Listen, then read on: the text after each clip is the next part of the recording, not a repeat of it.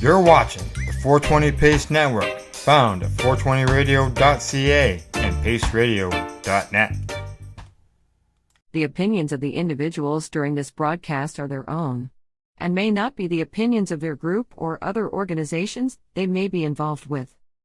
All medical advice during our broadcast is not a medical opinion and should be checked with your medical physician.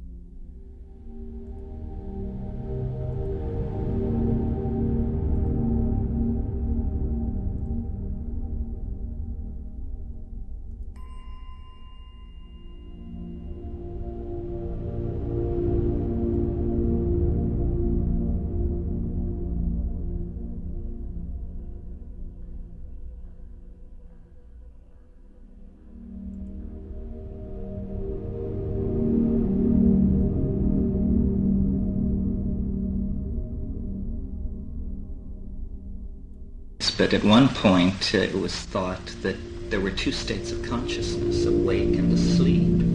Now there is a gamut of these states, but I still don't believe that the people who deal with consciousness realize how mutable consciousness really is. There is a prejudice against the use of drugs because there is an inherent dualism built into Western thought, where people value the experience if it is endogenously produced through ordeal or personality or dieting, but is undervalued if it comes from drugs. This has, in my opinion, held back the Western development of understanding consciousness, because quite simply these states I do not believe are accessible by any means other than drugs.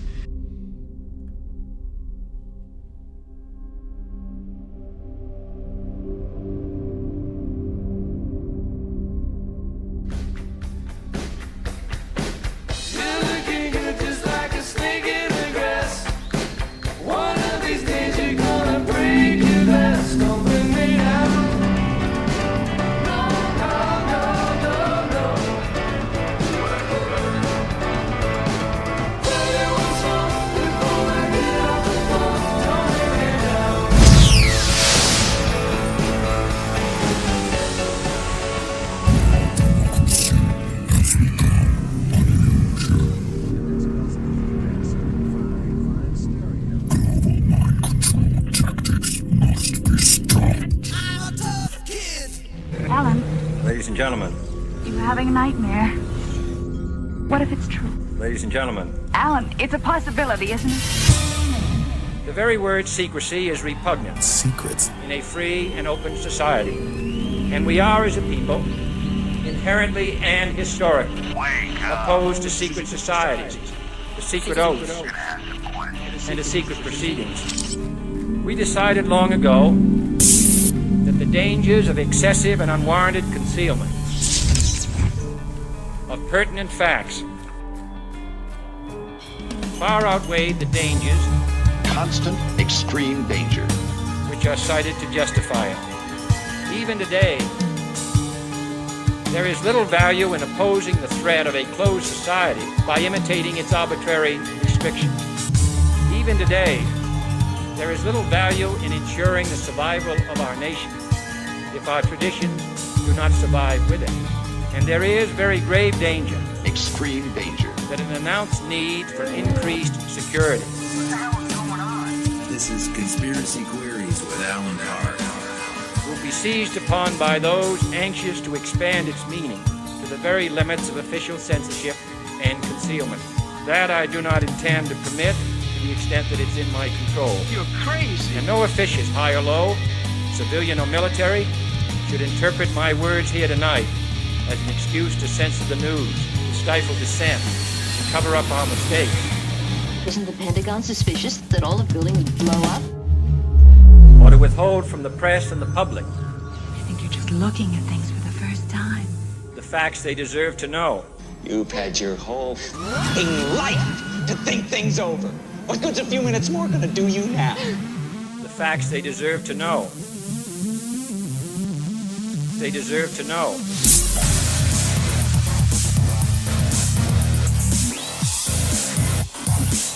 Deserve to know.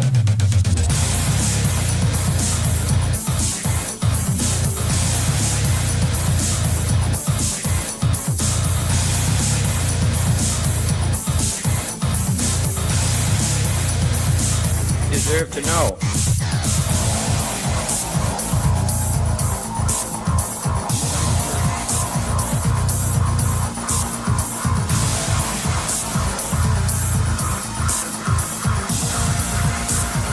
Facts they deserve to know. Those who have achieved an elevated existence, raise your fists. Raising the fists. Got a lot of fist raising to do. Yeah. Welcome to Green Crush, episode number 56 and 128 of Conspiracy Queries. Did you miss us? I did not. I didn't miss this show at all. I missed a little bit of doing it. But really, there was all kinds of commentary, thoughts, input, punditry. Oh, I'd like to stop right now and say it is... Yeah, raise your fists. That's not why I wanted to stop. That ogre needs to go. I don't know, like his timing. But it's pundit. P-U-N-D-I-T. Stop putting an N in there. It's not a pundit. It's not a mint. Pundit. I can't believe how many people are, well, all the pundits are talking about Donald Trump, all these pundits. Oh, and what other word that doesn't exist is also talking about Donald Trump? Hey, anyway, so it's been a fantastic time for me to recharge my batteries. I have been, what is Green Crush? Green Crush, let's get back to that. Green Crush is, let's get back to that, okay.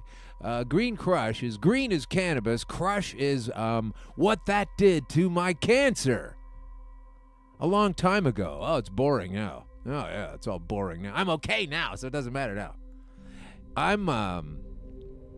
I'm using cannabis oil. What I've done is I've taken this plant that grows outside and I fashioned an oil out of it. It's not hard to do either. It's complicated. It's illegal. Complicated in how it works. But it's not hard to do. And because I did it, I still get to sit here. They told me I was going to die.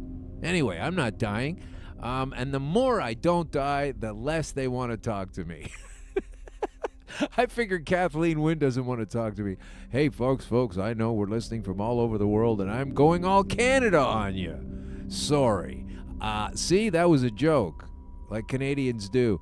I went all Canada on you because this show does broadcast from Toronto, Canada. I'd love to change that. Got my finger in the breeze. We're trying to take it elsewhere in the world because this old Berg really fell off the friggin' horse. We were busy shining our light as one of the only countries in the world where cannabis was going to be this fantastic thing. You could get it legal and you could use it and no more going to jail, or so we were thinking. So we were told. We didn't realize at the time. And when I say we, I mean the general populace wasn't sure they were going to add more laws. What are they going to add more laws for? I thought they were making it more legal. They are making it more legal. You just don't know what more legal actually means. But think of it as an octopus with more tentacles, more padlocks, more keys, more chains, more cells with bars on them, more asking permission, more hall passes, teacher, mommy. That's what we've done here in Canada. So it's super friggin' disappointing to realize that. to have been building this show. What it was in the first place, Green Crush in the first place, was 2 points. Basically, it was, hey, I used this stuff myself when there was no medical option for my stage 4 cancer. You are going to die in about a year. So there was no option for me. And so then I found this option and I started to use it. But it was against the law. Oh, boy. So, of course, I don't care about that because I'm not an idiot, and I used it anyway. And then it got better and better, and I've had my travails. I've had some problems along the way with it. But that's what happens when you keep on living. When you keep on living, you have problems with life. So I've had problems with specifically the continuance of life in the way that it came. Haters, doubters, critics, all kinds of stuff. Bring it on, I say. It's all gravy for me. All gravy. Love to have a conversation with you about it. The more on the other side of the fence as possible, the better. Right, Bill Blair? This is the guy that put our little architecture of laws together. So before we get deep into episode 56, let me just say, listen, the cork's off, right? I'm not stopped talking yet. But this is what people said they wanted to hear. What's my take on what's going on with Legalize in Canada? So thanks for tuning in, the world. Thanks for tuning in to Canada. I've got lots of things to say about Legalize, and I will definitely do so with our guest today. We do have a guest, and Amanda Siebert is her name, and she's a writer. She's a cannabis-themed writer for, originally I believe she was writing at Georgia Straight, this fantastic Vancouver publication, alternative Vancouver publication. I don't know if it's alternative anymore. It's the staple of the town. When I moved there in the early 90s anyway, for 5 or 6 years. And anyway, so they have this thing now called the Straight Cannabis. And Georgia Straight is, the parent company, I guess how you'd phrase that. And Amanda has written a story about me last year, I think it was. I think she wrote it last year. And I had a couple of interviews last year, and Amanda's, I'll tell you about her. She's a journalist, okay, and the story that she wrote, I was a little bit skeptical in the first place, I'll admit it. I'm sure you've heard that cynical edge already if you're a regular listener to the show. So I wasn't too trusting of Amanda initially, not because of anything. She was just a person, a journalist, asking me a bunch of questions, going to turn it into a story. So based on that, I didn't trust her. No other reason. But I went for it anyway. Glad I did. She wrote a hell of a story, and it's such a great feeling to have a story come out that you're aware of and you know about it, and the person actually does a good job of it. So Amanda knows a lot of things about all things cannabis, and we will speak with her shortly. She's in Vancouver, so we'll get to that in a second. I wanted to just get a couple of things set up here, though. Like I said, the beginning of this show was about, hey, I had this medical problem, and I have remedied that to the point where I get to keep living. And you're going to be told this can't be done by all kinds of people. And I'm here to tell you that it can be done. And it did happen for me. And that was the point of the show. And of course, the other point was to show you that this stuff can help you and that you need to help smash the laws that are in the way of doing that if need be. That's what the 2 points of the crush were. Crushing the cancer that was threatening my life, and crushing the laws that prevent my access, anyone's access, if they want it, to it. So that was the 2-point attack. Here's how it works. Here's why it worked for me. Here's how I can talk about it with you and try to have you also improve your life or extend it using this substance. Got a lot of tricks up my sleeve now, as you can well imagine, sitting here 4 years beyond my funeral. So I know a couple of things, and I can help out people, and I do. If you're listening to this, consider it an invitation to reach me at any point. I can't talk now because I'm recording the show right now, so not even, if you're really in a pickle, I'm not going to interrupt the show with talking here right now. But hey, send me an email, alancomic1 at the numeral 1. Alan Comic, ALANCOMIC 1 at gmail.com. I will personally answer your question that may or may not have to do with anything to do with cannabis or cancer, how I used it, in my own field of awareness. I'm not an across-the-board expert. I'm just aware that there are those. I don't pretend the knowledge doesn't exist. And that's how you can tell I'm not a legislator. Never could be.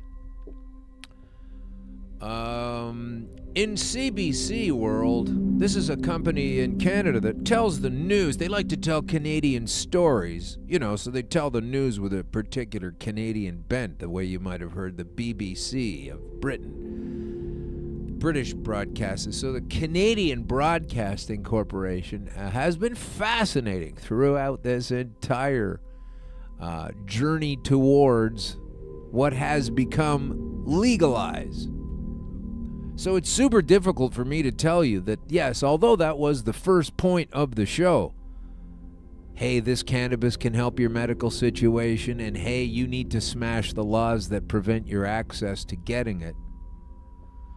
I mean, I didn't listen to all the shows I recorded in the off time, but I know a lot of things that I have said should still be at the top of your mind. Like how this particular medicinal substance, which is also a nutritional substance, which is also what they like to call a drug, which is also part of your immune system stimulant. It actually stimulates your immune system itself. Yeah. So by using it properly, you can maybe perhaps get yourself to a place where you're not dying like they're going to tell you are. So that's what I was trying to do, was bring news to the listeners about how well this can work and how well and how important it is for us to make sure that we continue and improve the access to this substance. And I don't think that's what happened with Legalize, which I'm spelling, by the way, Legal. Next word, Lies. Legalize. Okay, that's what has happened to cannabis in this country. And the thing that really bugs me about CBC, this broadcaster, is they've not really been on top of one of their most intrepid secret agent reporters on this whole matter, which is basically me. I mean, I used to work there, and they won't talk to me now. I've got some, we're going to have some fun with reporter Greg Ross, a couple other reporters there. We've had a few contacts with people, and that they just dry up. The closer it gets to Legalize, the closer it gets to so many things that I said that were accurate, that I said. And it's not even genius work. I wish it were. It's just reading things and having experienced the cannabis on a medicinal level as I did, and self-administering it as I did, and paying attention to what's going on. But man, did I nail it. But they won't talk to me about it. They don't like hearing me nail it. They don't want to hear this guy that's, doesn't respect the people who rolled out the plan to say what he has to say, because there has to be some measure of decorum. You have to be decent to Bill Blair. You have to be decent to him. I have blown my credibility when it comes to attacking the man's character. Ad hominem attacks. You're not supposed to use those. If you're having an argument with someone, you should say you're having an argument with someone, not you're having an argument with this piece of shit. Because as soon as you point out that you're having an argument with a fucking piece of shit, you can often lose that argument right there, just by even pointing out the fact that this person that you have tried already so many times to have a decent conversation with, who never listens and just plows ahead with a bunch of bullshit that's based on fantasy and ignorance and pretending things aren't there that are, and pretending things aren't there that aren't there. It's not okay. And so I'm at the point now where a man who gets to reconstruct the legal means of how cannabis is distributed to the people of a nation based on lies and omissions of truth and science, I say, okay, I'm ready to spend that ad hominem money on Bill Blair. I'm not a reporter. I'm not a journalist on CBC where if I was, I would have to now double back and say, oh, sorry, no, it's actually untrue that it makes you stupid. We said that earlier, but now we're going to recant that. Why don't you just go to some of the experts in the first place?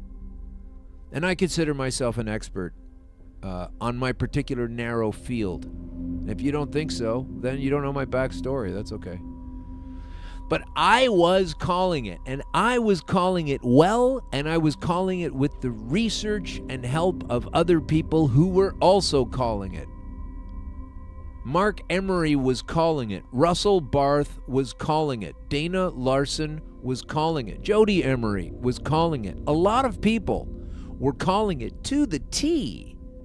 And yet we are stuck with this mess. Okay? This is what's so funny to me. When the cops, when Bill Blair, when these people who claim to know what we're supposed to do with our bodies when it comes to health. I mean, just take a look at this guy, right? When Bill Blair says you shouldn't do this and you should do that because it's healthy or not healthy to do it. I mean, look at this guy. Just Google up a picture of him and take a look at him. Look at his eyes, look at him up and down, and you tell me if this is a guy that should be telling you health tips. Okay? He's good at, like, if he's giving you pension tips, he's been a police officer, they get a pension. He's been a cop, he's been a chief, they get a separate pension. He's been in the OPP, he's an MPP of Parliament, he's going to get 4 pensions at least. And all the money invested into this repressive, oppressive mistake of the way they have buggered up the legalization. This legalization is so buggered, I challenge a lot of people to come up with something as buggered if they were trying to sit down and bugger it up. That is how bad it is. Like, you literally had to try to get it this bad. And I was saying that and not being listened to constantly on this show. Oh, well, I'm sure we'll just have to do it. You know, we'll just do it and we'll let them get it done. And they'll just have to roll it out. It'll be okay. No, that's so stupid. I can't believe how many people I've heard say, well, you know, it's a new thing. They just have to try it out and see. Have you ever said that with a skyscraper? Or anything that depends on the integrity of the structure underneath to maintain it for a healthy existence? This isn't some genius work here. This is the problem that's freaking me out. I'm not the smartest guy in the room. I just read a couple of things because I had a gun to my head vis-a-vis the health points necessary at hand. I have to keep up on this stuff. I have to know about it. So when I say it's a friggin' mess, when I say it's just a series of building materials dumped off being called a house and we'll build it over time, and then I'm being told, oh, well, that's a bit irrational. That's, you know, you're not giving the government much of a break. I don't know why people defend the government at this point, unless they're deeply invested into their folly. But anyway, never mind what I said. Just because I was calling, it's because a lot of other people on the show and the guests and the people that I have found my way to associate myself with, such as our guest who'll be coming on shortly. So let's go to Gerald Thomas. He's a doctor. And he was telling a Vancouver cannabis conference that officials are scrambling to get the policy right. The BC government's expert on keeping people safe in the consumption of recreational cannabis says getting ready for legalization on October 17 is still very much a work in progress. Now, this is obviously from before legalized. This is from September 29th, but we had some problems with the show and getting it done and getting it out there. But this is great because this is what we were being told in the run-up. Like a couple of weeks before legalize, you've got the government telling us, well, you know, We're getting ready for it. On the other hand, they've also been telling us they will be ready. On the other hand, they've also been telling us they are ready. On the other hand, they've also been telling us if there's a problem, we'll have to roll out Plan B. On the other hand, we've been seeing that there have been tons of problems and there has been no Plan B. From these idiots, these liars. Then you get Bill Blair saying things like, well, it's illegal now and you can only get it this way and that's the way it is and that's all. They constantly criticize us, the users of cannabis, because of the brain damage we might do, because we're having stupid thoughts that don't make sense. You, sir, are completely out of touch with reality. If you think you can tell an entire country of people who already know where to get good weed, who don't have to line up for it, who don't have to wait for it weeks. Oh, by the way, order some new cannabis from the OCS store now. Ontario Cannabis Store, selling cannabis. Order now to be able to get your delivery on time for Christmas 2019. It's so terrible how badly they have fucked it up. And you don't get to say, well, it's new, well, you don't get to say that, because at every turn, they turn down the advice of so many people who predicted where the mistakes would be, where the flaws would be, where the problems and the improprieties and the indiscretions and the imbalances of rights would be.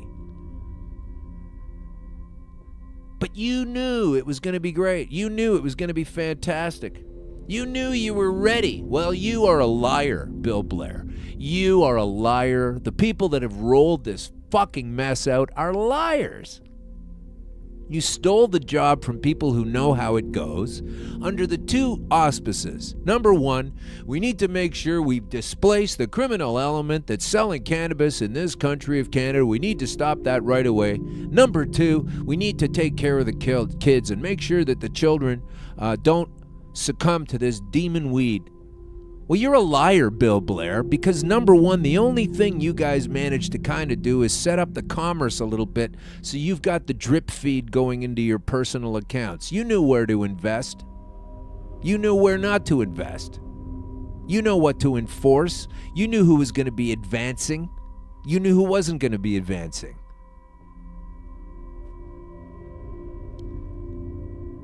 So we understand that you know the system very well, and you have arrived at a system that has failed miserably at protecting the children. There's been no protection for the children enhanced. None. Just as easy to get weed now as it was before. What did you do to change things? Fucking nothing. Oh, you changed things, but you didn't achieve your goal. You've not made the children any safer from it. Putting millions of dollars into shitty pieces of paper and flyers that you can hand around to communities so some printer is happy, some printing house is thrilled to get the gig, but to fill it up with your propaganda bullshit about how cannabis is dangerous and we can only use it for this and we know you're going to use it, we don't want you to use it, it's bad for you to use it, don't use it, but if you're going to use it, use ours. Is so full of shit. It's so cynical, Billy. So cynical. The children are no better protected. It's on you to prove that they are. Oh yeah, you won't be able to do that. So there goes that goal out the window. Not ready. Fucking liar. Not ready. I'll just give it some time. No! You were given the time. You kept dilly-dallying the date you were going to do this. You said you were going to be ready. You're wrong. You said people can't get cannabis anywhere else. You're wrong. You said you were going to shut down the criminal element. You're wrong. You've basically become the criminal element. You've replaced a lot of those folks. You've displaced it, but you've not eliminated it. And you knew that was going to happen when you put it together. Can't have $11, $12, $18 grams and expect people not to go to the black market. Where's your brain at? You've got no business telling people who use cannabis that their brains are fucked up and destroyed when you sit there tippling away at that scotch for how many decades now and come up with a rollout that says fucked up as it has been. Holy shit, you've buggered it. You have shit the bed so bad, you smug little face. Next thing I got to see is you're standing there with the Mexican representative. Had a nice little meeting with her. I'll bet. Didn't say in the little tweet on your page what the meeting was about, but I think it's about getting cheap grams, don't you? How deep are your fucking pockets anyway, Billy? Make me sick. So yeah, that part's out of the window. I can't talk about Bill Blair and not go ad hominem anymore. So if that weakens my argument with some people, that's fine. That's fine. The people that understand and get it, we're done. You know, I don't have to keep being polite to the priest that's buggering my son, right? Like, once you catch the guy doing it, you don't have to be nice to him anymore. Because most people haven't understood the scope and the damage and the oppression that this series of policing has caused is a gigantic mistake. It's a huge mistake. I'm right about that, just like I was right about how it was going to fuck up. All right? I mean, it's unbelievable. Here we go. What we've been saying for the past 8 months is that we are building the plane as we are flying it, said Gerald Thomas, the director of alcohol, tobacco, and cannabis and gambling prevention and the policy for the Ministry of Health. How are they going to stop? What kind of plan is that? What we have been saying for the past 8 months is that we are building the plane as we are flying it. Why does anyone think that's a good idea? For legalize. How does a cop that takes what's supposed to be illegal and making sure we don't have the criminal elements and making sure the kids don't have it, those are your two biggest things on the thing. On the only thing you've made sure of is you're going to be richer. How did you do that? By people not paying attention? By people deferring to you as having some kind of power of authority? The only power you got is still being able to evade any kind of price paid for your role in the G20. 8.5 years ago now. A rights-abusing performance. So now your series of lies and failures and inabilities to think have led to one of the most clumsy rollouts of any kind of thing ever from the government. So why would you want to build a plane while you're flying it? Who else would like to do that? Do they do that in the aviation industry? Bill?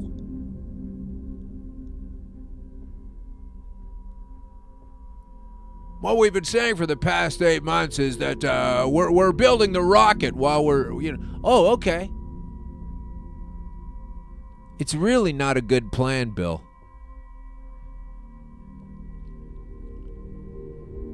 The group has discussed several topics concerning upcoming legalization, such as how different provinces have developed laws around recreational cannabis, like in Saskatchewan, where you're able to go and buy it, but you can't drive it home in your car, because if you get pulled over, you got a new car, you're going to be a problem. This is what they have thought of.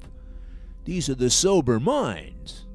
So let's see what if we can get a friend on the phone. We have Amanda Siebert, hopefully.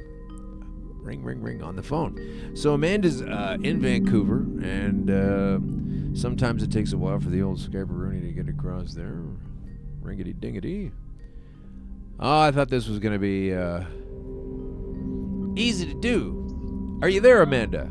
Oh, yes, I am. I can actually see you. But don't worry about it. It's okay. We can actually see you, but I can only see you. But how are you today? I'm great. How are you? Good. So, Amanda, tell us. I told everybody that you are a journalist, and that the strange thing about you that I noticed was that the time when I had my experience with you having a long interview on the phone, and then seeing the article you wrote, it was incredible how well you wrote it. So. Oh, awesome. Well, thanks so much. That was such a fun experience. I mean, being able to share your story, like being a comedian and going through all of that, and I don't know, it's just so wonderful. And I'm so grateful that I was able to share it a second time in my book. So, well, that is amazing. So that is the thing. Is I wanted to talk about just to get it straight, because I used to live in Vancouver. So you had the Georgia Strait forever, and then the Cannabis Strait was a new publication of theirs. They decided to get going. So were you writing for the Georgia Strait prior to that? Yeah, so more or less, Straight Cannabis was just like a separate website where we just like featured out most of our cannabis stuff. But it wasn't necessarily like a separate print publication.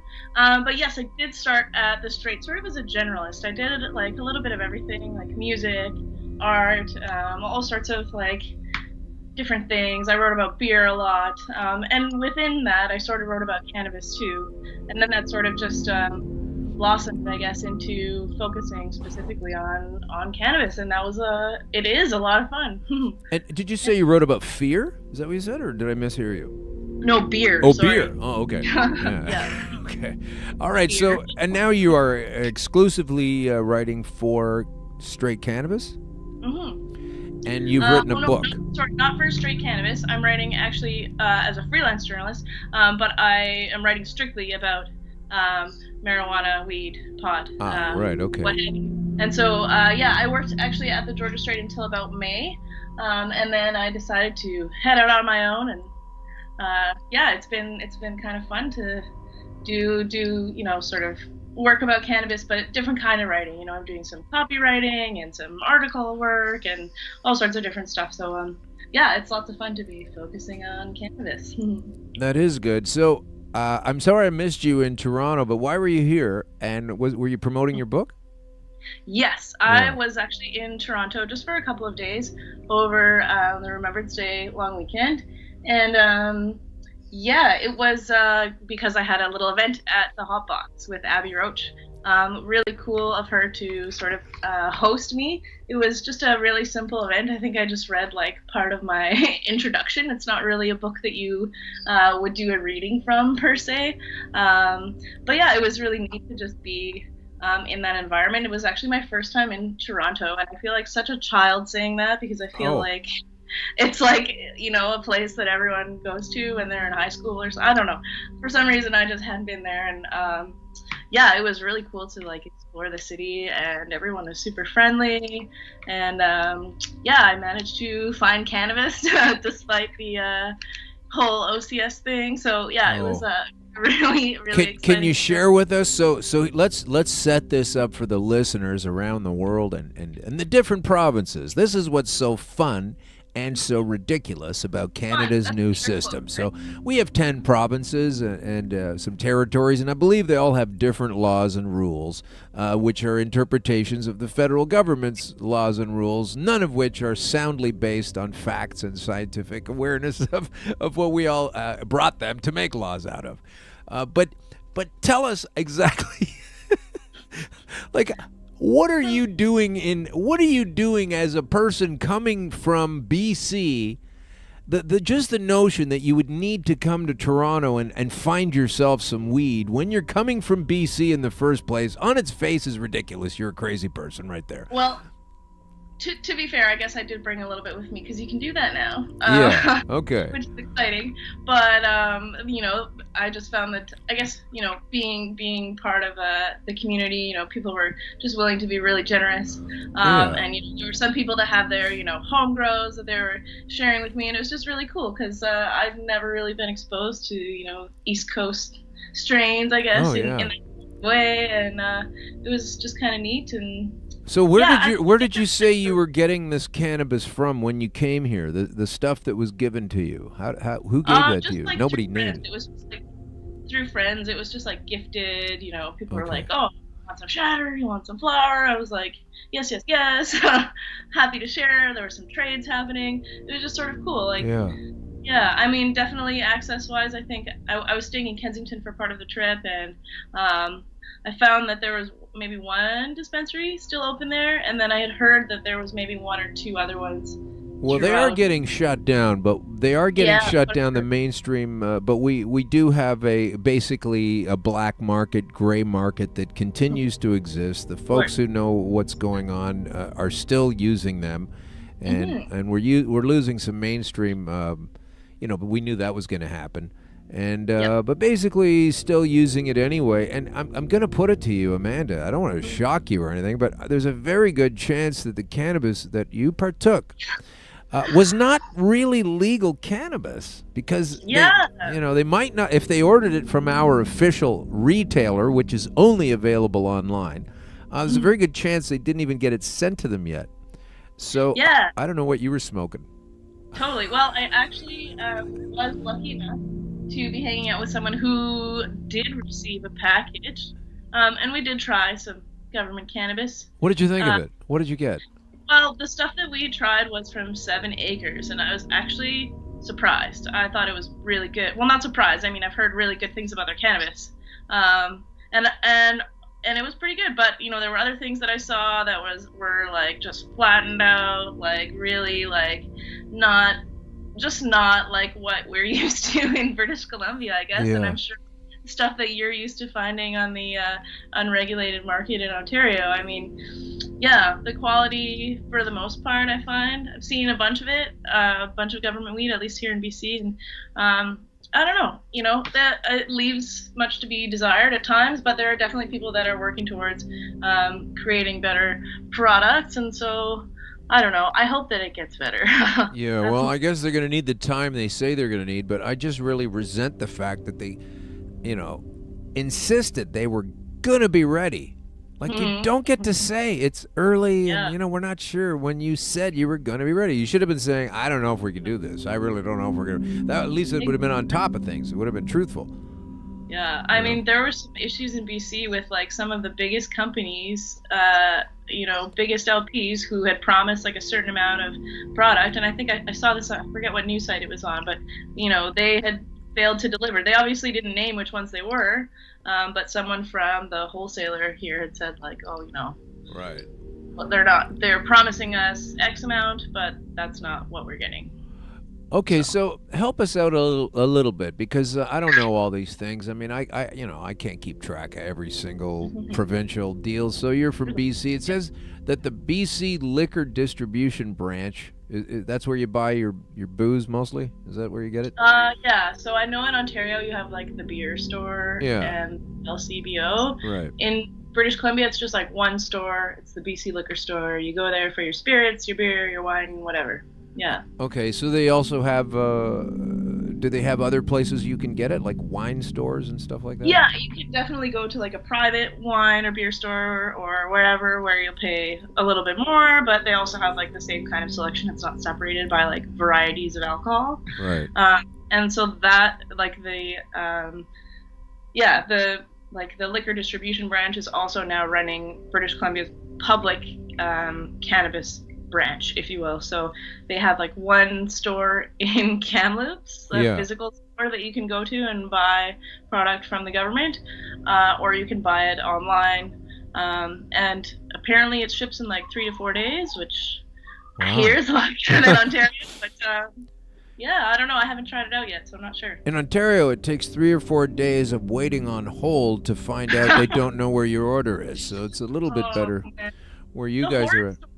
Yeah, it's unbelievable. I mean, I know someone that has they made 3 orders on the day. They made an order right after midnight, an order in the wee hours of the 17th, and then another one before noon. And the second two have shown up, but they are still waiting for even confirmation on the first one or anything about it. So, but then you're buying stuff from people that you don't really know who it is. You can't even really try it out. And I have to say, like, it's very strange for me to think that you're not able to look at this stuff or try it or sample it or anything. And like when you go to your friend's place who used to sell it, and they might even twist one up and say, hey, try this. You could smell it. Go, oh, that smells nice. Give me a bit of extra of that one, and you can't do this with the, but I really don't understand it. But I heard some things, I don't know if you heard this at all, but on the way to legalize, let's say back as far as around, 6-8 months ago maybe, I heard this from the States, but I think it was also, I just want to get your take on it, that there were official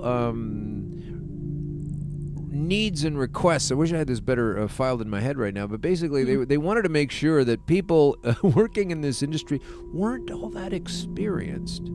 They didn't really want people who are experienced, because I think the thinking was, if you're experienced, then you know what you're doing. If you know what you're doing, you were doing this before legalize. If you're doing it before legalize, you're a criminal. If you're a criminal, we can't trust you. I see. Okay. So now we can't hire a person that knows what's up. Now I got to hire this other person over here who has just as much chance of turning out a snow cone at Dairy Queen as they do of properly sealing up my eighth. So I think that there's this, I really do think that there is a mindset in the growers, not the growers, but the regulators, the governmental bodies. They don't want a lot of people knowing how it works, how well it works, what to do about it. They don't want people with skills. And this is obviously turned up, and they've done a great job of finding people without skills. We can't even find out how many there are in this province. I mean, it's really messed up. What do you think about all that? Have you heard things to that effect? I haven't heard about the American stuff, but that doesn't surprise me. I know that, like, within some government bodies, like at the provincial level in BC, there's not, there is actually an interest in working with people that know what they're doing. Only because I would say that the people that are running this are well aware of British Columbia's history with cannabis, and they can't really afford to negate all of that. So I think rather than doing that, they're trying a little bit in the very limited way that they can to bring some people in. That's just things that I've heard from people. I also know that with other or I don't know actually, but I'd be curious to know what's happening with other provincial bodies in terms of whether or not they're hiring people within the industry. I know that several LPs are actually into hiring people that have some of that knowledge, but I'm not totally sure. Like I said, it wouldn't surprise me if there's an appetite for equity, I guess, so that I'm struggling to explain it, but I think what that made me think of was all this medical cannabis knowledge that people have built up over the years, and now a recreational market. Are they still allowed to speak about those same things? If someone comes into a recreational store and says, "Oh well, I can't sleep. What should I use?" Will they be able to get information anymore? I'm gonna guess probably not. So they're saying no to that because the people are saying things like you can't even talk about. This is what by the way, fully resist this 100%. You can't talk about it in the benefit aspect. So this is what the government has done. It's illegal to even talk about it in a benefits enhancement kind of way, and I think the government has already hysterically taken care of harm reduction. That's what they say, harm reduction. We have to make sure. But the thing that is painfully obvious to me is that if you're going to promote harm reduction, the only way you can really do that properly is to have studied the subject or the topic so well that you understand where the problems are for harm reduction. And if you have studied the topic that well, you must have also found the positives and the benefits. And so why are they only focusing on harm reduction when there is also benefits enhancement? And I really think we're getting close to lawsuit time because these people are deliberately sitting on that knowledge. 100%. Totally. I mean, that what you've said just there is precisely the reason I wrote my book, because I was we hear all this stuff about how cannabis. Can I swear on the show? Is that okay? Yes, you can swear on the show. Okay, cool. Well, we hear all this shit, if you will. Yeah. That cannabis is just this terrible thing, and it's so bad for us, and it's gonna make us the thing I always think of is that commercial with the egg frying in the pan, and this is your drugs. No, man. I don't know. So with the book, really what I wanted to do there was explain that there are benefits to cannabis use, and obviously explaining them with scientific information and talking to experts. But it's totally unfair that the government doesn't want to talk about this or want to discuss it. We have 300,000 signups in the medical cannabis program in Canada. I know there are so many more people outside of that, but just that number alone, doesn't that, I mean, to me, that's that's a pretty large number of people who are experiencing, profound benefit from this plant. Yeah. Why are we not talking about them? You know, I don't know. It's amazing. They're getting away with it because they will say, to answer your question, they will, because I've been one of these people. I am one of these people, so I know it. I know it intimately. To answer your question, the answer is, yeah, it's just anecdotal. You know, it's not really solid evidence. So basically, your article that you wrote about me is just anecdotal, and it is. It is anecdotal, but they don't seem to care that there are thousands and thousands and thousands of anecdotes, all similar, and they don't seem to want to get on it. But they will put an anecdote story out. So there was a story a few weeks ago. I mean, they're so embarrassing to me. I don't know who I hate more, the government or the press at this point. But they put a story out a few weeks ago, the CBC again, about a man in, I think it's Yellowknife, and forgive me if I'm wrong. It might be Whitehorse, but it's one of those places up north and freezing cold. But anyway, he was concerned, and they went up there to interview this guy. Jeez, talk about anecdotal. They went up to talk to this guy about the fact that with legalization coming soon, he is greatly concerned because he's allergic to cannabis smoke. I mean, this guy lives in Yellowknife. One guy is allergic to cannabis smoke, and I mean, even if he's telling the truth, buddy, don't stand near people smoking weed? I don't know, I guess.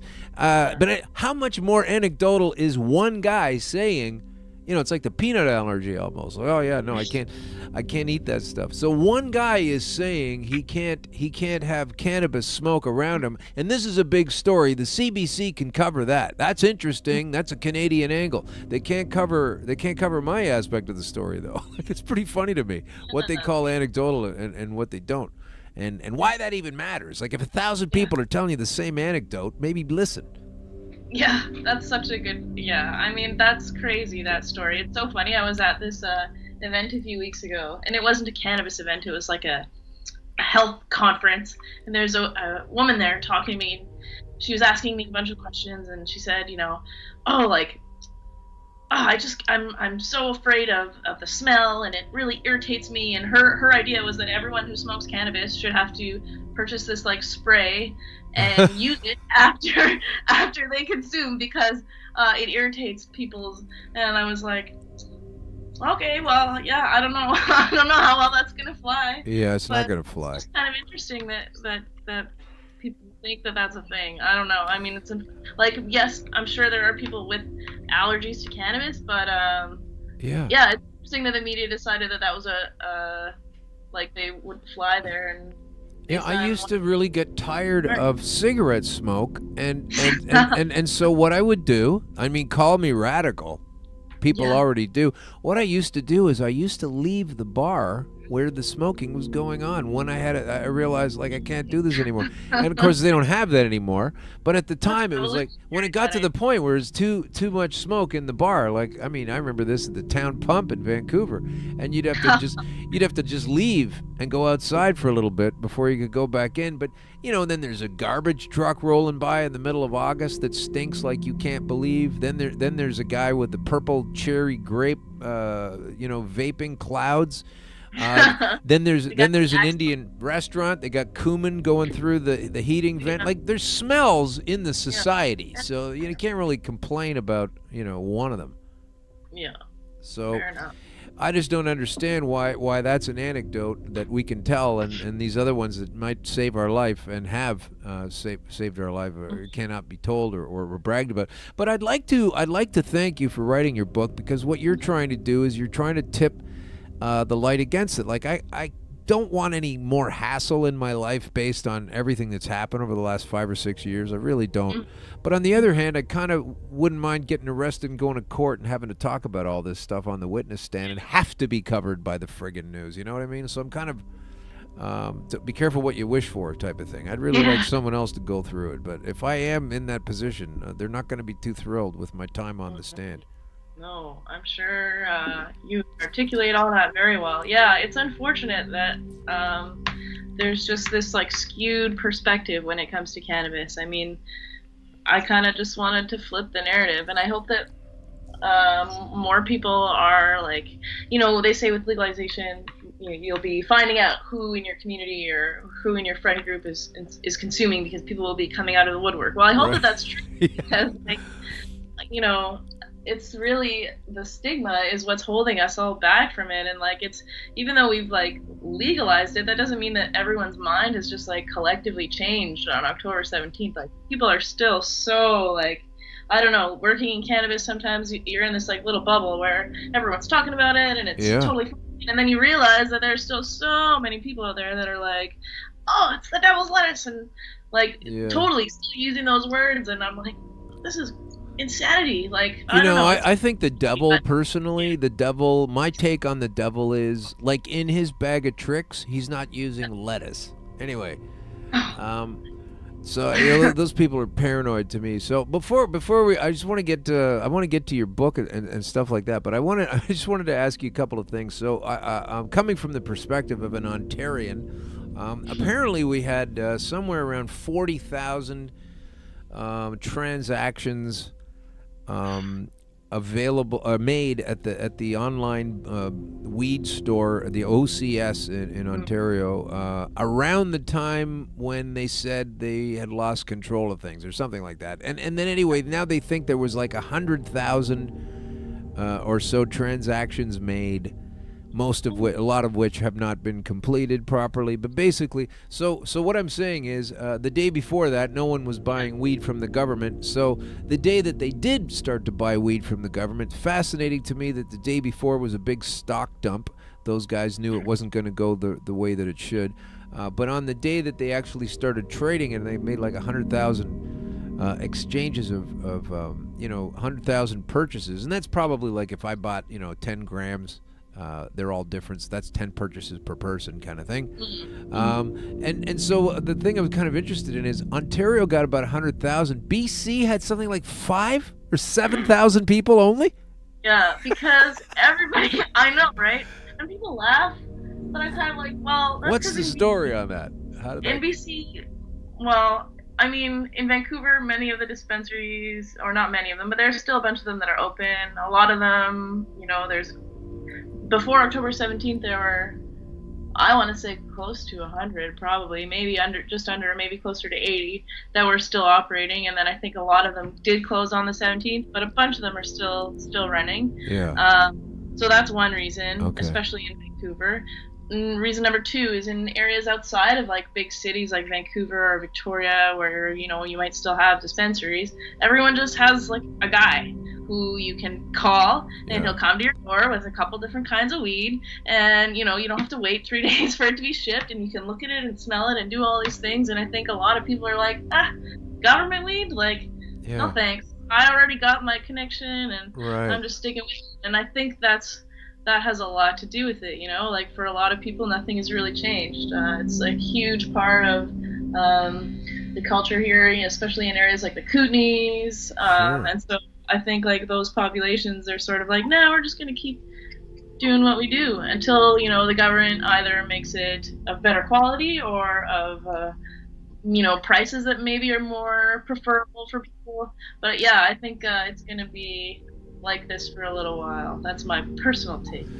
Okay, well, I would agree with that wholeheartedly. I was more proud for the reasons you said. I thought, well, that's BC. They still have they've still got dispensaries. They're not going to rush into the arms of the government, to be able to purchase this. And I thought it was very funny how small that number was for the official sales. It is funny. But so and then they tell you, like, over time it's just going to have to be this way, and you're just going to have to do it this way. And it's so not realistic. I said just before you came on that the folks that designed this whole system are like, well, it's the law and it's the rule and this is the way it has to go. And it's just not really going that way. Like, these are the people that don't perceive properly, not us.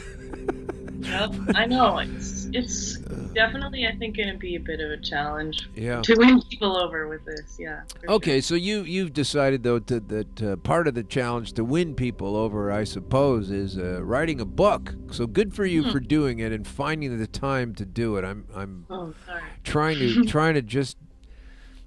to become that same thing myself. It's so hard to find pockets of time where it's feasible to write a book, and everything I've written before has been deliberately trying to be funny as opposed to a book. So it's it's a whole monster for me. But so hats off for you doing it in the first place. Well, Tell us how you got started, though, in the weed in the first place, before we even hear about your book. Like, little Amanda is a young girl. She's never even tried it before. Why did you get involved with it? Okay, well, the first time I ever smoked pot, I was 14. I was at a punk rock show in Richmond, BC, which is my hometown, and I was selling merch for a band. And I just had tried it, like, a little bit from a pipe, and nothing really happened, and I didn't really use it a lot in high school. It wasn't until I was, like, in university, really, that I, like, started using it more consistently. And when I did, I noticed that, like, I would drink a lot less, like, I would not be hungover in the morning, I would be more focused when I was taking time to work, or when I was working on stuff in school, just, like, these kind of little benefits, like I was sleeping better, things like that. And then, I guess that was probably, 10 years ago or so. So I've been kind of consistently a cannabis consumer for a little while. And I guess writing sort of started when I was working at the Straight, and I had written a few things about cannabis, and there was like a piece that I had written. I think it was a story about Tommy Chong. It was an interview I had done with him, and he was like, "Okay, we're gonna talk for 15 minutes," but then we ended up talking for like 45. Oh, that's and it was good. The coolest thing ever. The guy just gave me like all these insane stories about him growing up in Vancouver, and I was like, "This is so cool! I just want to write about cannabis." And then like the next week, my editor sat me down and they were like, "Do you want to focus on marijuana?" And I was like, "Absolutely." And so here I am. I guess it's sort of, that was about a year and a half or 2 years ago, and it's pretty wonderful, pretty exciting. It's nice to know that you've got a passionate interest that apparently is paying for your way to get through the world, right? And that's pretty neat. I guess so, a little bit, yeah. I never expected to be writing about cannabis, truly. Like, it's cool. I'm not taking it for granted. I think it's every day I'm like, wow, like, what's going on? This is wild. I'm just kind of, blown away by all of it. But it's really interesting to think that something that was so vilified when I was, like, a kid, the first time I used it, even, like, I don't know. Still something that my dad is like, every time my dad sees like a piece of paraphernalia, he's like, if I don't know, he has great dad jokes like, "Oh, do you want me to put that in the recycling for you?" Or, "Oh, do you want me to smash that bong with a hammer for you?" Like, very like anti-cannabis. So coming from that, and now like it's part of my career, it's a trip. Yeah. It's well, this is going to be anecdotal, and this is going to be a bit probing, but just bear with me, and if you don't want to answer, that's fine. Cool. You have broken a cardinal sin. It's okay. So have I done. Lots of people have. Don't worry. I'm not beating up on you. You've broken a cardinal sin in that you have used cannabis before you are 25 years old. And so in this, I can now understand that your brain doesn't work properly. You're not getting anything done in your life, and you're a bit of a loser, and your brain has been damaged. Would you plead guilty to any of those counts? I would say no. Yeah. I mean, I think, that whole notion has a lot to do with stigma, has a lot to do with fear. I mean, almost every, like, cannabis user that I know, perhaps not consistently when they were in high school, but at least, like, the first time they consumed was definitely before the age of 25. Yeah. Certainly before the age of, 18 for a lot of them. And so I think it's hard for people to grasp that sort of notion that, like, being under 25 and consuming cannabis is just inherently so bad for you. Yeah. When so many people who have done that are, like, doing well for themselves. Maybe some of them are CEOs of some of these LPs. Like, and so I wonder how, young people look at that and what they make of that. Well, I still say it's a tool, and I still say it should be used properly. But it sounds like a lot of the people that I know who have used it prior to the time that you say you can use it are not drooling idiots like we're told they're going to be. And the thing that I really hate about it is that you see these logical fallacies everywhere in cannabis. I mean, I've noticed it for a long time in government, period, and that's why there's a conspiracy angle to this show as well. But I've noticed it in cannabis is that there's a particular series of facts about this stuff that they always want to avoid. And one of them is that if you're going to tell me that this thing is so dangerous that you don't like what it does to people's brains and you don't think it's fair and you don't think it's safe for people to use this substance that fucks up their brain the way they say it does, I don't know why there's one soldier going to war who's less than 26 years old. I really don't see the sensibility in that. And we've had some military folks on the show, and we've got some folks and former military folks listening, and they know what I'm talking about. I'm not making fun of them at all. I'm saying that you don't have any business sending off a 17, and they've done it, 18, 19, 20, 21, 22, 23, 24, 25-year-old people. Think of how many people we have done that to in Canada, in the United States, oftentimes based on a lie. And they don't have any trouble sending these people in there. And then when they come back, they don't even care about their PTSD. But, I mean, in the first place, you're going to say, oh, no, we can't do this because of the brain. They don't say that about going to war. Isn't that funny? That's very... I've never thought of that, but that's definitely something I'm going to be thinking about. Like, yeah. Wow. There's a lot of these little things. Totally. Like, I won't get super into it, but one for me is like this whole thing with advertising. We see like, and I don't like to compare alcohol to cannabis, but I don't like that we have ads for like vodka on a bus station, all of this stuff. You know, every young person I know has been consuming alcohol since well before the age of 18 or 19 or whatever the rule is in their province. That I think is something that we should be addressing too. But yeah, anyway. it's a bit of a drag. This whole I wanted to talk about that on the show earlier today, so let me just talk about it with you. With this whole topic of making sure it's safe for kids and making sure the criminal element doesn't get involved. I mean, none of that makes sense when you even think about candy or soda pop. And now you've got this Aurora is talking with Coca-Cola about making some kind of cannabis-infused sickly sweet treat, and we're going to hear how terrible that shit is, and not because of the 10 tablespoons of sugar that are in it, because of the 1/10 of 1 nanogram of weed that they're probably going to put in this thing.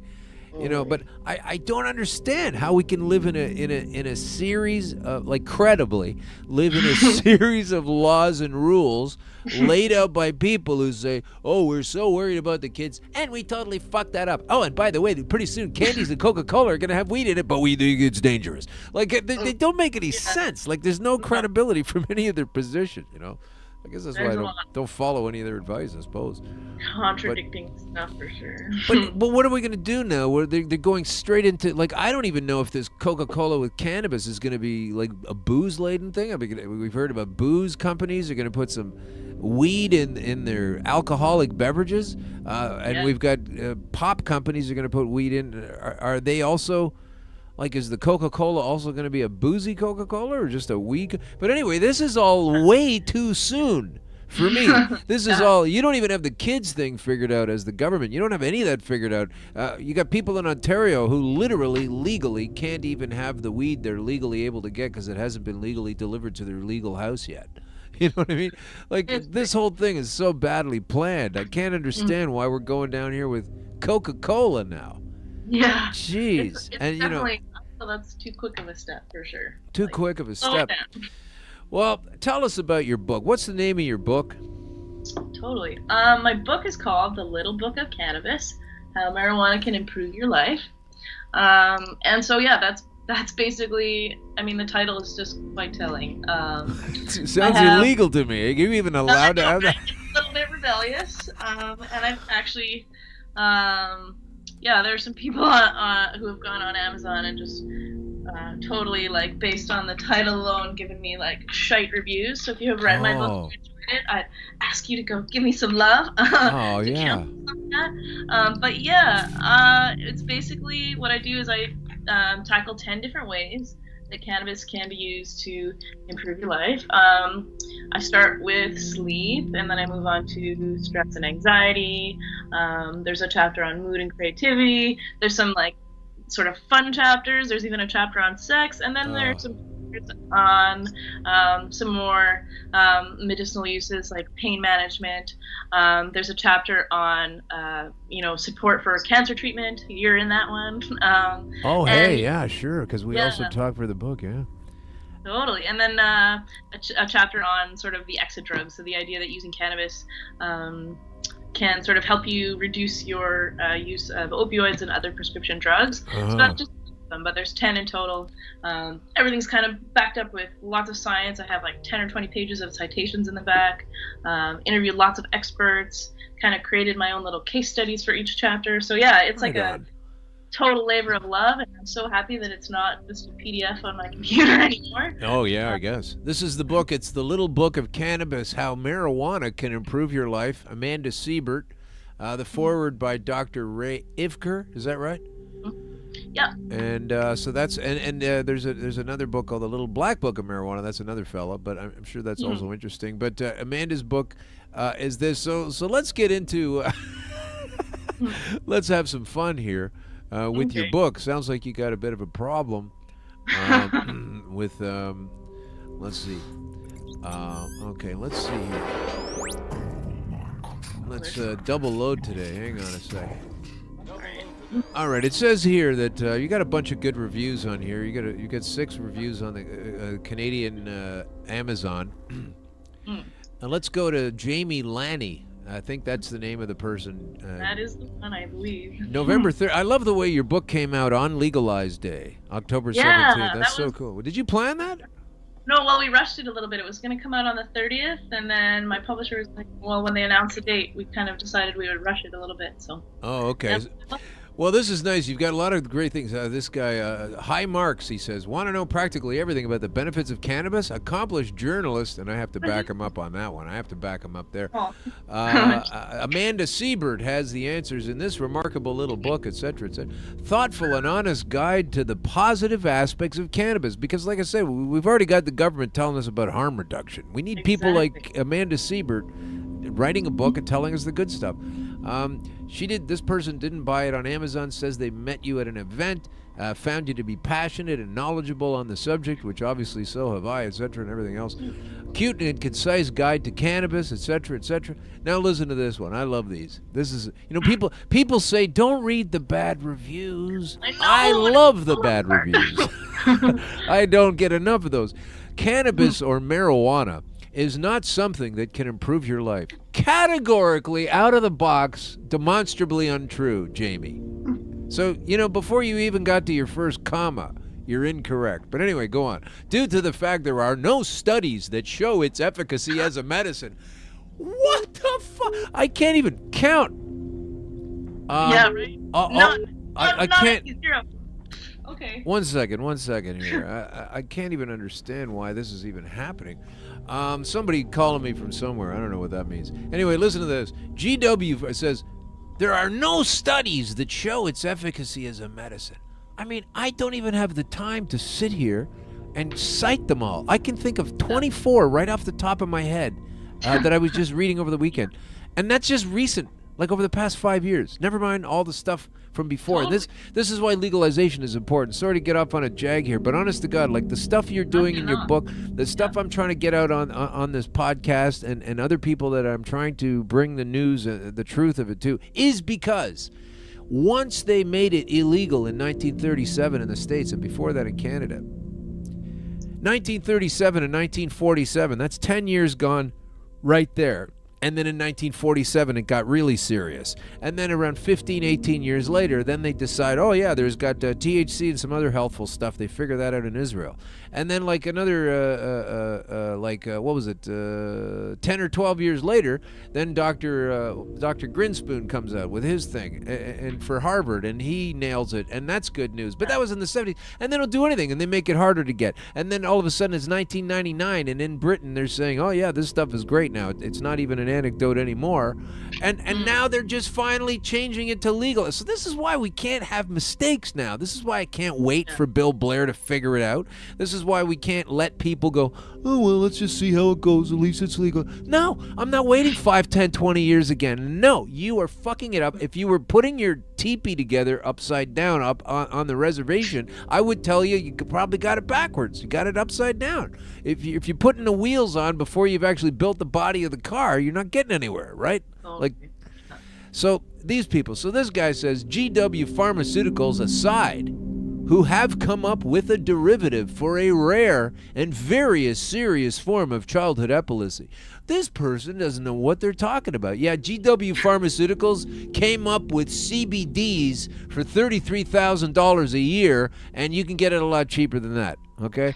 The Canadian government's health watchdog says no one should use the marijuana cannabis for any reason, including for a medical condition, if they are under the age of 25, have a history of substance use disorder, are a man who wants to start a family, are a woman who is pregnant, thinking of becoming pregnant or breastfeeding, add to that the risk of addiction or suicide or a mental psychotic break, which this letter sounds like to the T, of car accidents, of cognitive damage, heart and stroke and risk, and you get the picture. Cannabis cannot improve your life, but it sure can ruin it or the lives of those you share your life with, who see you go down this path.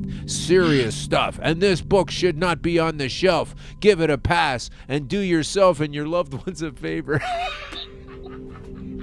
Good. I mean, this is like a person who's at the top of a hill with a giant sign that says, I don't really know anything, and I want to make sure everybody knows this. But thank God for writing in, Jamie. I don't know where you got all that stuff, but my goodness, what a, and you know, this is going to be a person who has not sullied their mind with cannabis, and there's a whole bunch of sentences there that didn't quite work out. Anyway, so I'm really stunned about it.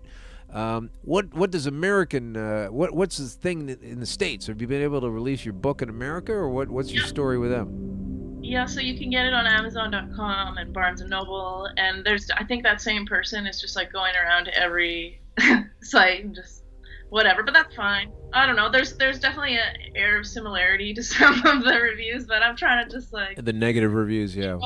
Because like I don't know. I mean, I think that there are going to be people with these perspectives, and my hope is that like I'm not asking anyone to change their mind per se. They're not into it right away. That's fine, but maybe just like suspend your disbelief just for a bit, like while you're reading this or whatever. Not even my book, like I don't care, something else. Read. There's tons of literature out there, and when people say like no studies, I'm like, well then what the fuck did I use in all of my citations? Like were those just like nursery rhymes? I don't know. Anyway, so yeah, it's irritating, but it just kind of shows you the spectrum of people that are out there. And I had a conversation with a friend a while ago. He said, well, there's no studies of any of that kind of nature in Canada at all. And I said, well, actually, there are in Canada. But even if they weren't, the fact that I learned how to boil water at 212 degrees in, Bulgaria doesn't mean it's not going to happen in New York, right? So it's 212 degrees. That's just a fact. You don't need to check that anywhere else. That's it. We're done. And it's the same with a lot of the cannabis science. It's like, don't tell me there's nothing. This is the problem. These people have come up. These people, I sound like Seinfeld.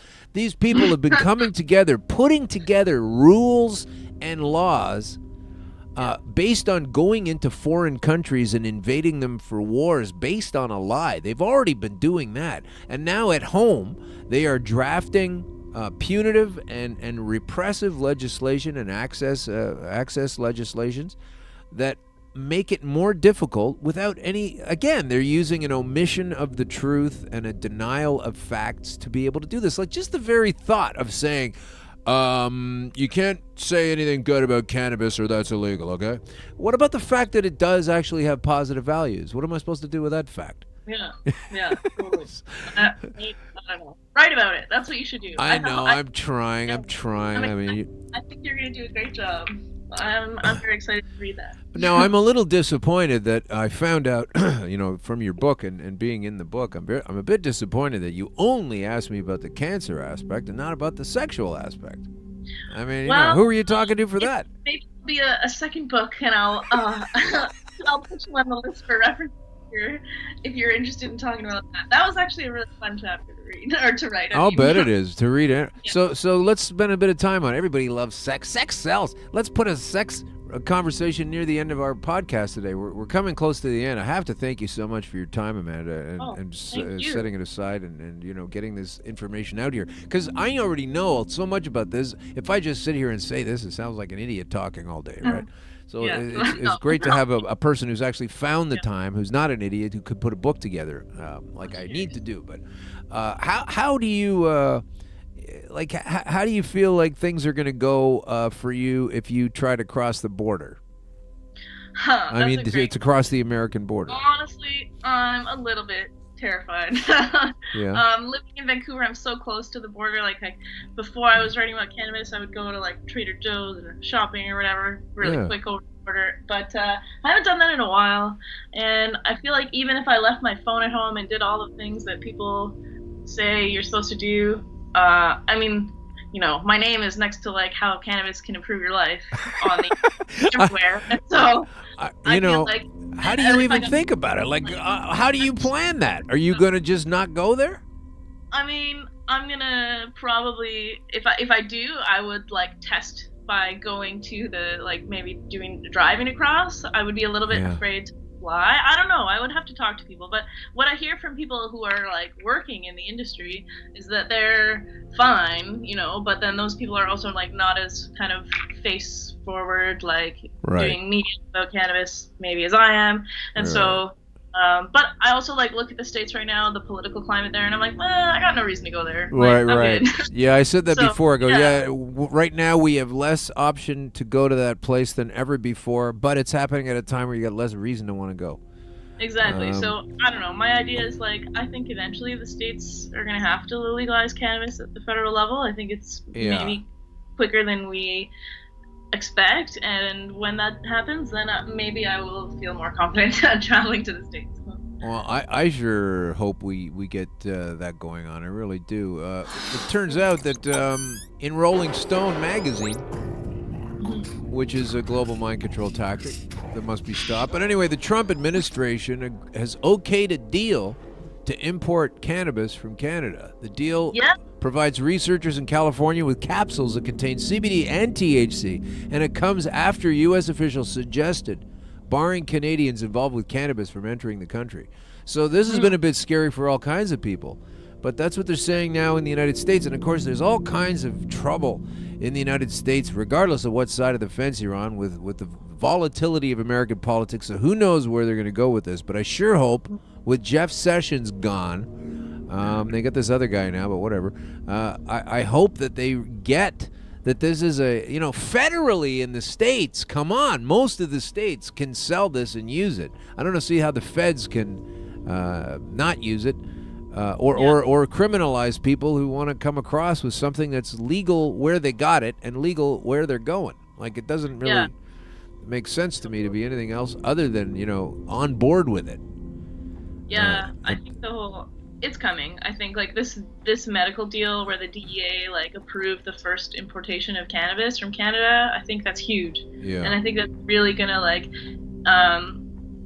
if we look back at how like other countries have sort of approached implementing a medical cannabis program, a lot of it started with like increased research. And I think that once this deal goes down, this study happens, I think there was even a motion put forward or something. I'm not sure how far it's gone through the American government yet, but this idea that there would be more places created in the United States where people could obtain cannabis. Right now, researchers who want to research weed in the States have to go through NIDA, and the product is crap. That's the National Institute of Drug Abuse, I think, or something. And basically, the cannabis that they get is just garbage.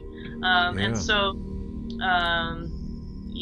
so they're hoping to create more places where they would obtain cannabis. So I think just by that, by the cannabis coming in from Canada, that yeah, it's something that will happen sooner than we think. Hopefully. We'll see. But seriously though, this whole sexual aspect, like, how does that even? How do you find it manifest? What do you do? Like, when you consume it, you just get a little more sensual, or what do you figure is happening there?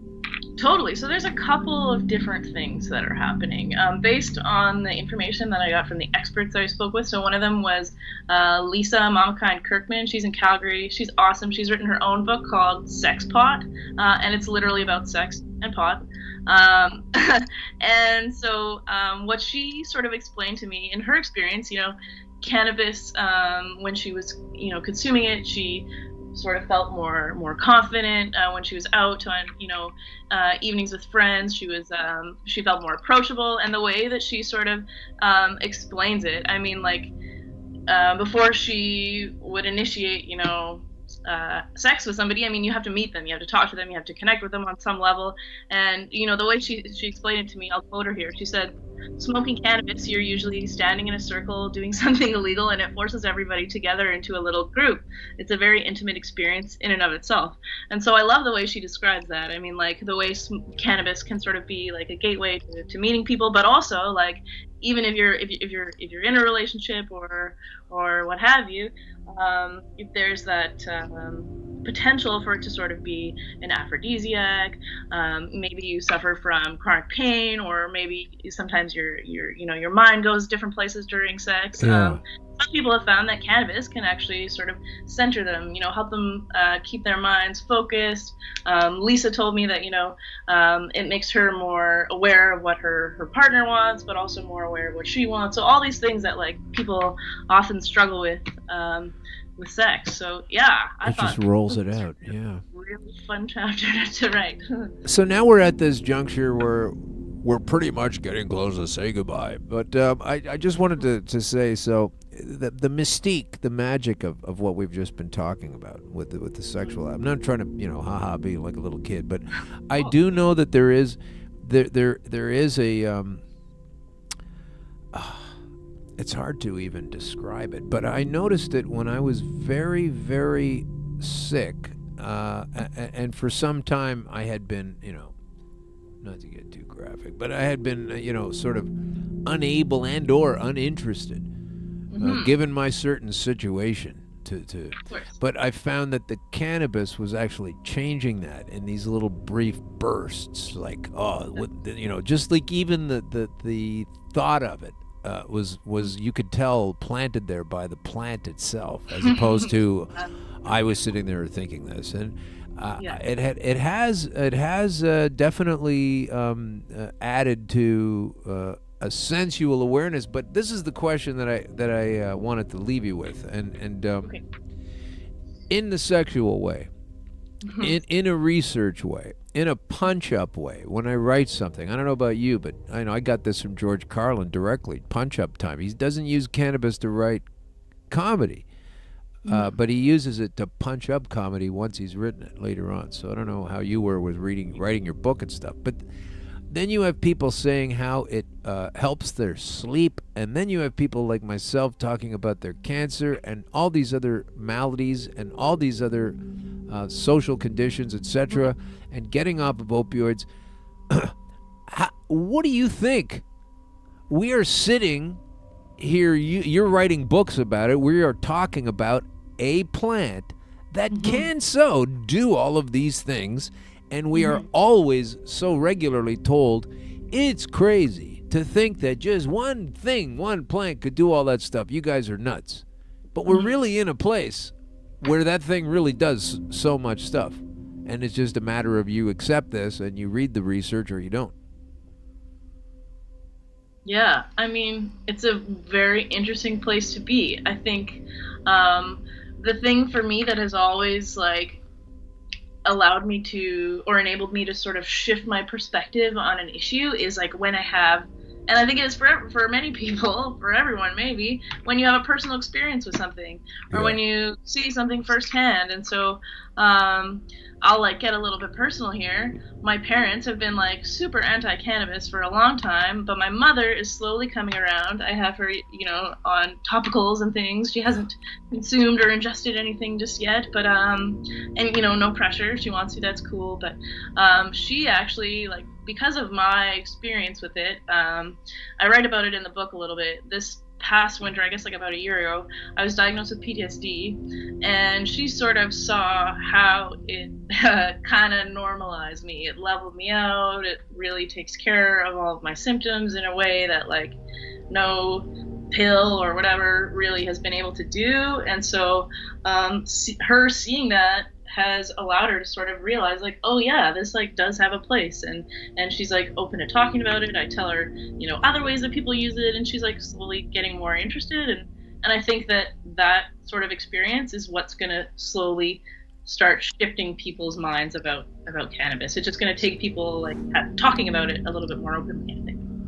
Well, that sounds like a fair enough input. Well, I appreciate that. I like the way you found me. It was great to be speaking with someone that doesn't, this was a bigger deal for me, and I've been through so many interviews, etc., through the course of my entertainment career and as a comedian, and you read the thing later, and it's like, oh God, I never said that. That's not what I meant. That's not what I said. Yeah. Yeah. And it was, I just committed to the process. You and I spoke for over an hour, and then you came out with this piece that I was like, oh, I was almost dreading it, well, here we go. There's going to be this, and it was it's been so helpful. And I send it to people who, if they say they don't, what's happened? I haven't seen you in 3 years or whatever it is. I'll send them that article. Oh, cool. And awesome. Yeah, it's really nice of you to have written it. And I really thank you for contributing to the revelation of truth. Oh, well, you're welcome. It's my pleasure. I really do enjoy it. And it's been lovely to converse with someone who also gets it. Oh, that's yeah. Well, I could talk to you all day just on that fact alone, and even if we weren't doing a show. So, a lot of the people that you'll speak with in your day, you can tell there's no one there, they're not idiots, but they don't see this, they don't get it, and they don't believe it, and they do believe all the hype against it for the years. And you could tell you're just dealing with two different kinds of people. Like, do you know this is a puppet show, or do you think those little things are really actors?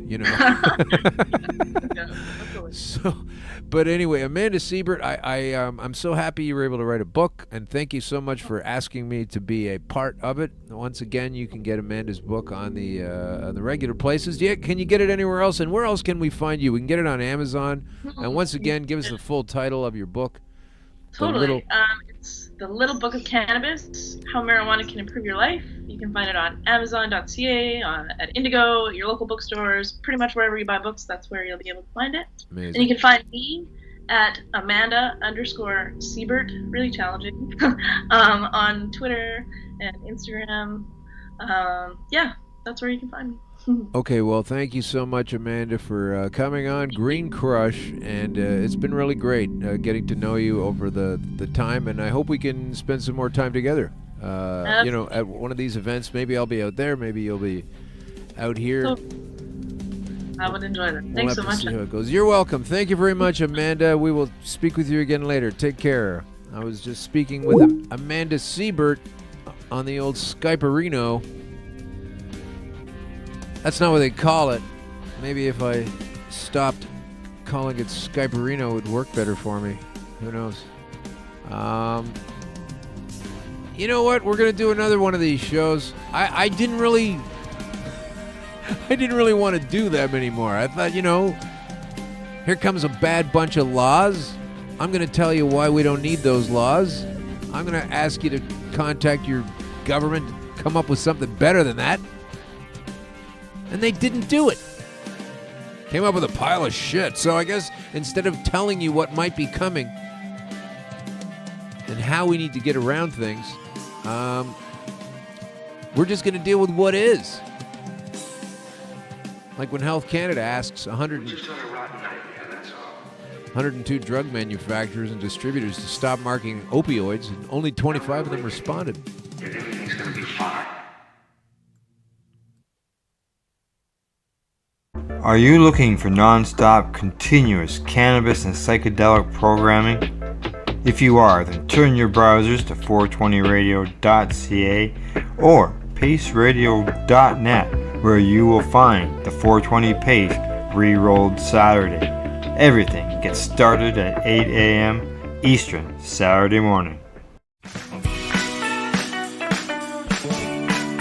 Hi, I'm Timmy. And I'm Mary Jane. He's the newbie. She's the doobie. And this is the show where we tote cannabis. Talk. From both sides. Is that even possible?